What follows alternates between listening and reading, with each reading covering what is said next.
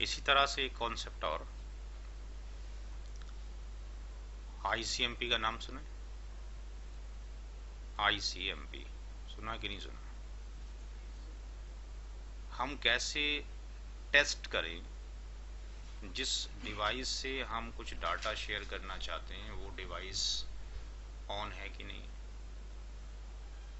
Yahoo की site हम access करना चाहते हैं, लेट से, क्या पता याहू की साइट आप चल भी रही है आज के नहीं चल रही है। हमारे घर के अंदर 2 मशीनें लगी हैं, हमारा जो मशीन है उससे हमसे लैपटॉप की कनेक्टिविटी है कि नहीं। मैं लैपटॉप पे बैठ के अपने जो घर पे मशीन है उसका कुछ डाटा शेयर करना चाहता हूँ, लेकिन क्या जो मशीन है जो कनेक्टेड है, दूसरा आपका भाई यूज़ कर रहा है, दूसरे कमरे में बैठा है, क्या उसने मशीन ऑन की है कि दरवाज़ा तो बाहर से बंद है।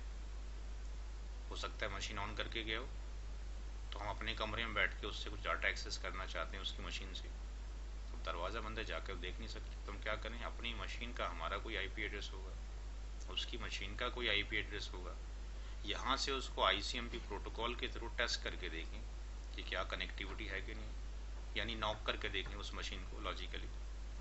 तो आईसीएमपी का फुल फॉर्म होता है इंटरनेट कंट्रोल मैसेजिंग प्रोटोकॉल।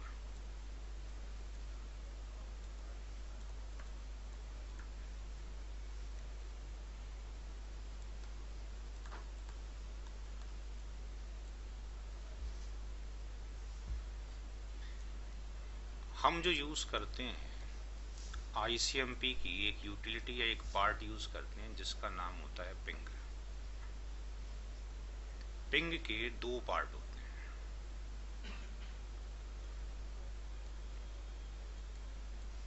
एक होता है ECHO, इको रिक्वेस्ट,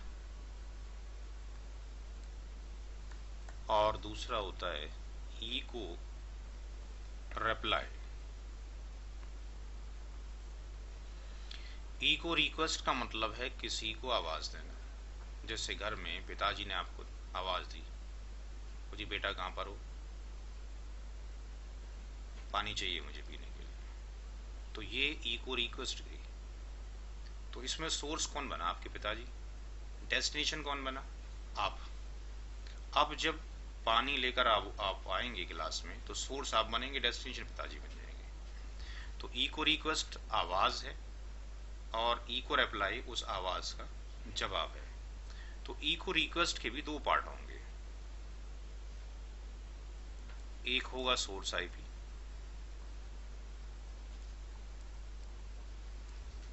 और दूसरा होगा डेस्टिनेशन आईपी।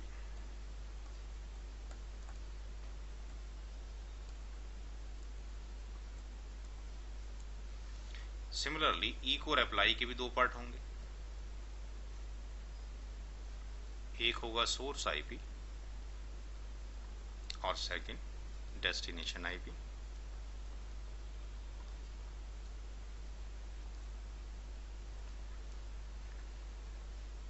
तो याद ये रहे, चाहे आप आवाज दो किसी को या कोई आपको जवाब दे, दोनों का आईडी अलग अलग है। सवाल करने वाला, सवाल सुनने वाला, दोनों की आईडीज अलग अलग हैं, शक्लें अलग अलग हैं, दोनों की बोलने का जो पिच है वो अलग अलग है, जिससे हम रिकॉग्नाइज कर लेते हैं अंधेरे के अंदर भी कौन बोल रहा है कौन नहीं बोल रहा है, आवाज़ से रिकॉग्नाइजेशन हो जाता है।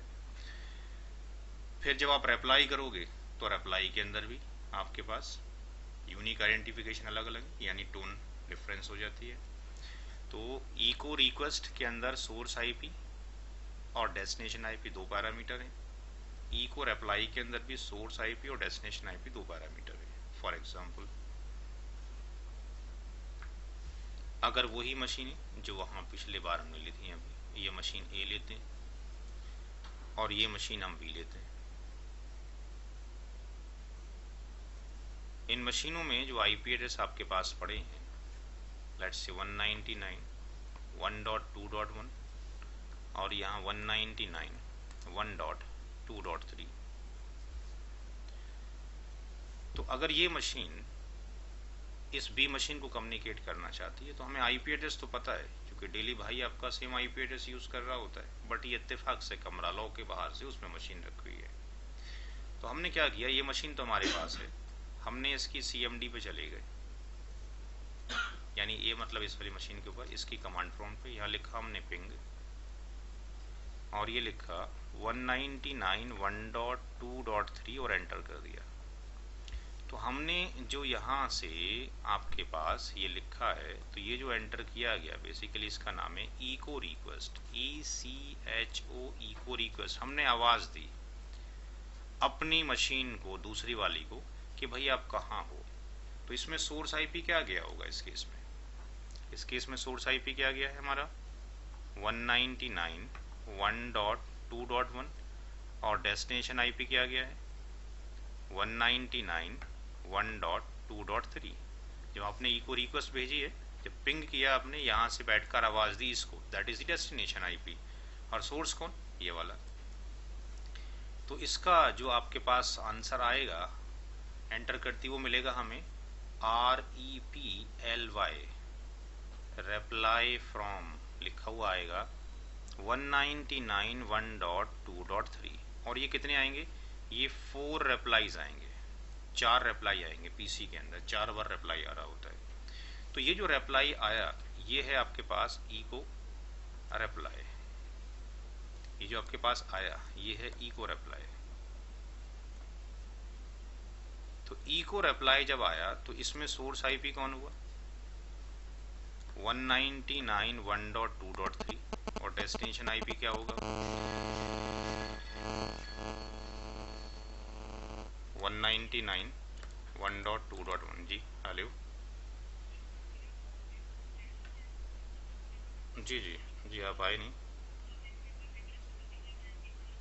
कितनी देर में पहुंच पाएंगे आप? नहीं तो फिर 6:30 तक तो हम निकल चुके होंगे, 6 बजे निकल जाते हैं ऑफिस से। जी 6 बजे तक हम ऑफिस से निकल जाते हैं।